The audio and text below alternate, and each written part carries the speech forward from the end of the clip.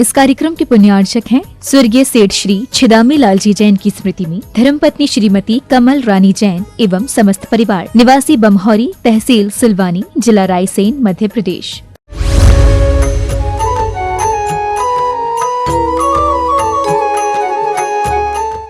प्रश्नोत्तर रत्न मालिका में नीतिगत संदेश मिल रहा है। व्यवहारिक जीवन की जानकारियां दी जा रही हैं। प्रश्न क्या उठाया जा रहा है?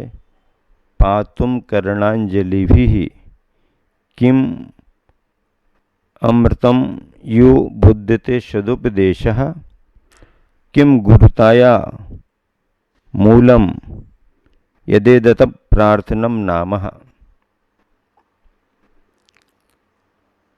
हे भगवान,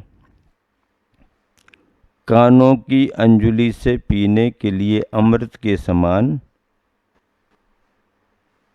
क्या जाना जाता है? कानों की अंजुलि और उस कानों की अंजुलि से पीने योग्य अमृत के समान क्या जाना जाता है? सदुपदेशः। उत्तर क्या दिया गया? सदुपदेश। सदुपदेश का अर्थ क्या है? जो उपदेश हमारा हित करने वाला हो। शास्त्रों में लिखी गई बातें जीव के लिए हितकारी हैं। छोड़ने के लिए भी कहा जाता है, ग्रहण करने को भी कहा जाता है। मूढ़ताएं छोड़ो, मिथ्यात्व छोड़ो, अज्ञानता छोड़ो, ज्ञान को प्राप्त करो, क्रियाओं को सम्यक समीचीन करो, सम्यक दर्शन को प्राप्त करो। हे और उपादेय का कथन ग्रंथों में आता है।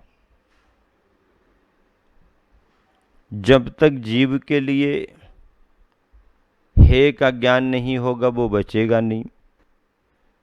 उपादेय का ज्ञान नहीं होगा, ग्रहण नहीं कर पाएगा। बिन जाने ते दोष गुणन को कैसे तजिए गहिए। क्या लिखा गया? बिन जाने ते दोष गुणन को कैसे तजिए गहिए। अगर आप दोषों को नहीं जानते हैं तो उन्हें कैसे छोड़ पाएंगे? और अगर आप गुणों को नहीं जानते हैं तो उन्हें कैसे ग्रहण कर पाएंगे? इसलिए गुण और दोष दोनों को जानना जरूरी है। शराब की बुराइयां जानना जरूरी है तो दूध के गुण भी जानना जरूरी है। जहर की बुराई जानना जरूरी है तो अमृत की अच्छाई भी जानना जरूरी है। गुण और दोष का ज्ञान होना आवश्यक है। यहाँ पर आचार्य महाराज प्रश्न कर रहे हैं कि पातुम करणांजलिभिः किम अमृतम यु बुध्यते। अपने कानों की अंजुलि बना करके हम किसका अमृत के समान पान कर सकते हैं? अमृत मान करके किसका पान करें? कानों की अंजुलि से। अरे अमृत तो पिया जाता है, जल पिया जाता है, लेकिन कानों की अंजुलि से क्या पिएं? सदुपदेशः, हितकारी उपदेश। गुरुवर आचार्य श्री ने मूक माटी में साहित्य की परिभाषा लिखी है। क्या लिखी है? बहुत अलग प्रकार की परिभाषा लिखी है, चिंतनीय परिभाषा है।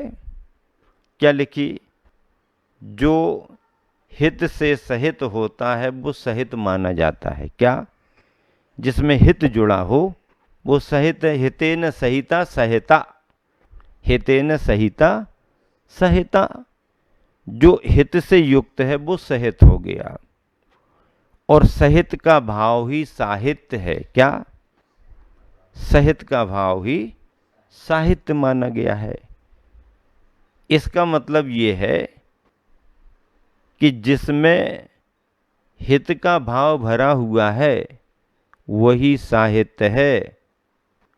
अगर हित का भाव नहीं है तो गुरुवर आचार्य श्री ने लिखा, हित के भाव से रहित जो कुछ भी लेखन हुआ है वह सार से रहित केवल शब्दों का झुंड है। क्या? सार रहित शब्द झुंड मात्र है वो। संलेखना के समय भी त्याग करने का एक क्रम बनाया गया है। आचार्य समंतभद्र महाराज जी ने रत्नकरंडक श्रावकाचार में इस क्रम को दिया है।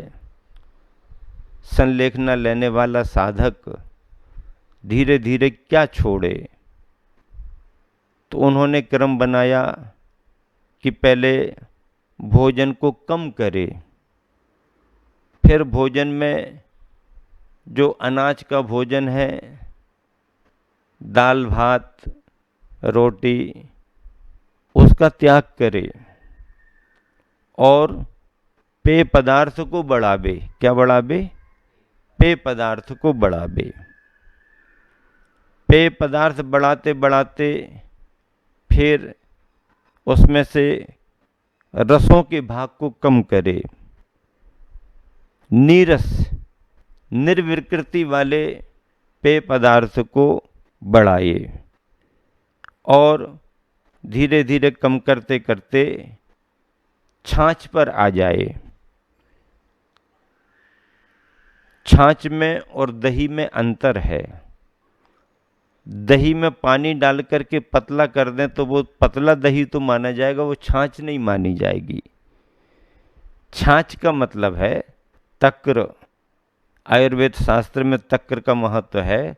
तक्र निर्वर्तिक होता है, उसमें से मथ मथ करके नवनीत का भाग निकाल लिया जाता है। नवनीत का भाग निकाल लिया जाता है और वह पतला पतला जो घृत के भाग से रहित होता है वह छाछ कहलाती है। उस छाछ से क्या होता है? शरीर संशोधित होता जाता है। एकदम सीधे शरीर में कमजोरी नहीं आती है और विकृति अंदर की निकलती जाती है। ऐसे उस छाछ को रखा गया। फिर छाछ भी बंद कर दी गई तो केवल उबला हुआ पानी रखा गया, प्राशुक जल। प्राशुक जल में जितना पानी लेना है अच्छे से पानी लेकर के शरीर को ठीक करो, संशोधित करो और धीरे धीरे फिर जल की मात्रा भी घटाते जाओ। जल की मात्रा भी घटाते जाओ। जल की मात्रा भी घटाते जाओ और एक समय ऐसा लाओ जिसमें जल का भी त्याग हो जाए। होशो हवास में अपनी चेतना के साथ संकल्प पूर्वक जल का भी त्याग कर दो। फिर धर्मामृतम सतृष्णा। आचार्य समंतभद्र महाराज जी कहते हैं, भोजन गया, पेय पदार्थ गए, छाछ चली गई, पानी भी गया। अब क्या पीना है? तो अपने कानों से धर्मामृत का पान करो। नमोकार मंत्र सुनो, 12 भावनाएं सुनो, स्तुतियां सुनो और धर्म की कथाओं को सुनो। धर्मामृतम सतृष्णा। बस क्या करे संलेखना के उस समय में? धर्मामृत का पान करे। साधर्मी बंधु स्वयं धर्मामृत का पान करें और छपक के लिए धर्म की बातें सुनाएं। क्रम बताया गया है। तो इस तरह से अपने कानों की अंजुलि से अमृत के समान मान करके क्या पीना चाहिए? सदुपदेशः। दिगंबरों में स्वाध्याय की परिपाटी है, प्रवचन सुनने का भी क्रम है। श्रावक जन श्राविका जन आते हैं, वंदना करते हैं, दर्शन करते हैं, यथायोग्य धर्म की चर्चा भी करते हैं। लेकिन श्वेतांबरों में एक परिपाटी है कि गुरु की वंदना करने को तो वो आते ही हैं, अगर स्वाध्याय और उसकी चर्चा नहीं भी करनी है तो दर्शन वंदना के साथ वो अपने गुरु से निवेदन करते हैं कि मांगलिक सुनाइए। क्या सुनाइए? मांगलिक सुनाइए। अब वो चाहते हैं कि जिनके पास आए हैं उन गुरु से हमारे लिए नमोकार मंत्र और चत्तारी दंडक सुनने को मिल जाए। नमोकार मंत्र और चत्तारी दंडक को मांगलिक कहा गया और उसको वो सुन लेते हैं। उन्हें लगता है कि हमने गुरुमुख से सुन लिया। इतना भी अगर किसी ने किया तो उसने गुरु की वाणी को श्रवण कर लिया, उसे संतुष्टि हो जाती है। अब यहाँ पर महाराज जी कुछ हमारे को बताइए, कुछ धर्म का उपदेश दीजिए, ठीक है, लेकिन नमोकार सुनाइए या मांगलिक मंगल पाठ सुनाइए, ऐसा कोई या सभी गृहस्थ नहीं करते हैं। पर मुनि महाराज यथायोग उनको मार्गदर्शन और आशीर्वाद तो देते हैं। गुरु मुख से अगर नमोकार मंत्र भी सुनने को मिल गया तो उसे लगता है कि संक्षिप्त गुरु का उपदेश मिल गया। ये मांगलिक उपदेश में मार्गदर्शन होता है। अभी पिछले रविवार को प्रथम दर्शन महोत्सव के रूप में 1 साल के अंदर अंदर के बच्चों को संस्कारित किया गया। 45 दिन के बाद बच्चा पहली बार मंदिर आता है, उसे संस्कार दिया जाता है। उसी क्रम में उसी शास्त्रीय पद्धति से बच्चे आए और 45 दिन से लेकर के 1 बरस और उसके आसपास के बच्चों को यहाँ पर कटनी के चतुर्मास में सभा मंडप में नमोकार मंत्र और मांगलिक मंगलम भगवान बीरो आदि दिए गए। ये एक संस्कार है। बच्चों के माता पिताओं को भी नियम दिए गए। नियम गुरु के मुख से मिले, गुरु की साक्षी में कोई नियम को ग्रहण करे, बहुत अच्छी परिपाटी है। श्रावक के मन में सदाचार आता है, जीवन संयमित होता है।